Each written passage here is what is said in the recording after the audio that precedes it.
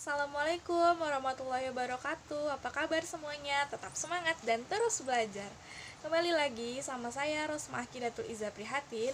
Kali ini saya akan nge-review apa itu kurikulum dasar Bimba Ayu EO yang materinya telah diberikan oleh Ibu Novi hari ini. Hari ini saya dan teman-teman belajar Bimba Ayu EO, calon kepala unit dan motivator di seluruh Indonesia mempelajari materi kurikulum dasar Bimba Ayu EO. Apa itu materi dasar kurikulum Bimba Ayu EO?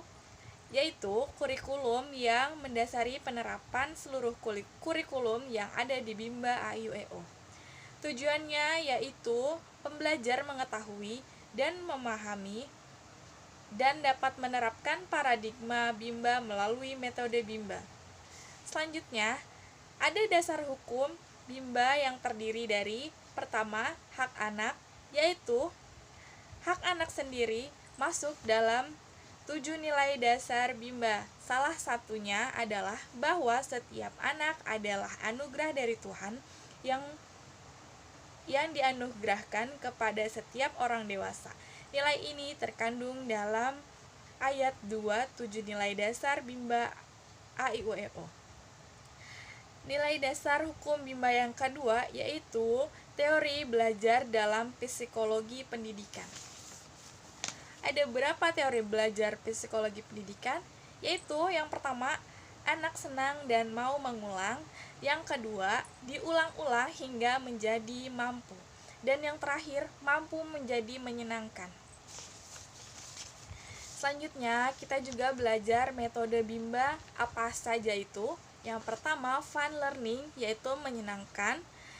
Yang kedua, small step system, yaitu bertahap. Dan yang terakhir, individual system. Tujuan fun learning adalah untuk menumbuhkan minat belajar anak secara interistik. Tujuannya agar proses belajar selalu menyenangkan. Mengapa? Karena tidak mungkin fun learning jika tidak ada small step system.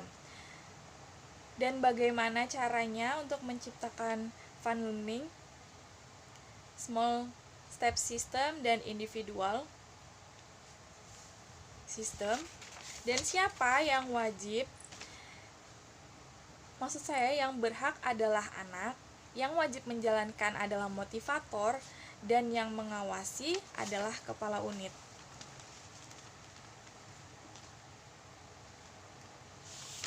Contoh kegiatan fun learning yaitu 5S. Yang pertama sambut, yang kedua senyum, yang ketiga sapa, yang keempat salam, dan yang terakhir sebut nama. Contoh kegiatannya yaitu berdialog, bernyanyi, membaca buku cerita, dongeng, dan permainan. Permainan apa saja yang biasanya diterapkan di Bimba? Yaitu La Bimba atau lagu Bimba, selanjutnya bahasa Bimba, dan terakhir modul Bimba. Apa itu modul Bimba? Modul Bimba adalah media perangkat sistem untuk menumbuhkan minat baca anak. Bentuknya adalah lembaran kertas permainan. Dan apa itu small step system? Yaitu bertahap atau afeksi dan kognitif. Tujuan small step system adalah fun learning. Mengapa? Karena tidak mungkin fun learning jika tidak ada small step system. Bagaimana caranya? Harus individual system. Selanjutnya, apa itu individual system? Yaitu proses belajar yang berpusat pada anak sebagai subjek belajar. Subjeknya adalah anak dan fasilitatornya adalah motivator. Tujuannya untuk agar proses belajar dapat dilakukan secara small step system. Mengapa? Karena salah satunya adalah tidak mungkin bertahap jika classic system. Apa itu classic system? Dan bagaimana menciptakan individual system tidak memperlakukan anak secara classical system. Selanjutnya, variation skill.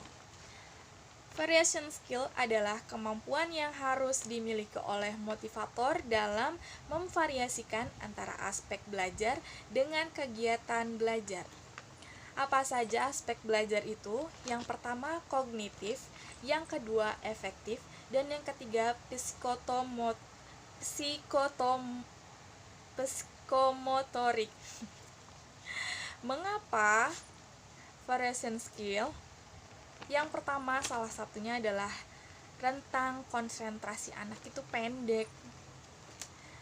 Dan tujuannya kenapa? Agar anak tidak merasa bosan.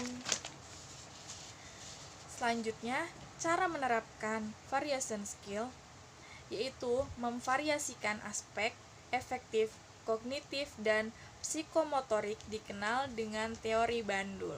Apa itu teori Bandul? Teori Bandul merupakan bagian dari variation skill.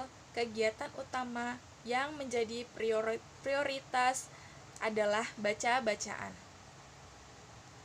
Sifat Bandul itu apa? Sering dan selalu kembali ke tengah. Kegiatan prioritas yang ada di Bimba AYWO yaitu berbahasa Bimba, bermain modul baca Bimba AYWO, dan yang terakhir membaca buku cerita. Dan kegiatan selingannya yaitu mewarnai, menulis, menarik garis, dan matematika. Dan satu lagi, apa itu tanggung jawab motivator? Yaitu menciptakan suasana sepenuhnya fun learning. Dan yang kedua, disiplin dalam menerapkan metode Bimba. Selanjutnya, kita juga diajarkan diberitahu waktu dan kegiatan Bimba yaitu 3 kali dalam seminggu dengan durasi 60 menit atau 1 jam. Kita juga diajarkan contoh pengisian presensi siswa atau absen.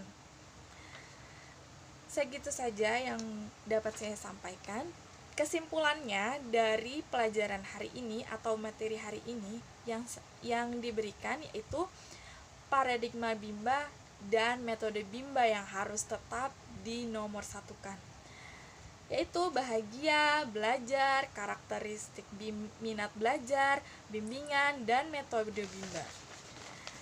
Baik, itu saja yang mungkin dapat saya sampaikan, yang dapat saya jelaskan.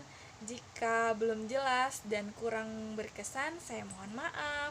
Terima kasih. Wassalamualaikum warahmatullahi wabarakatuh. Tetap semangat dan terus belajar.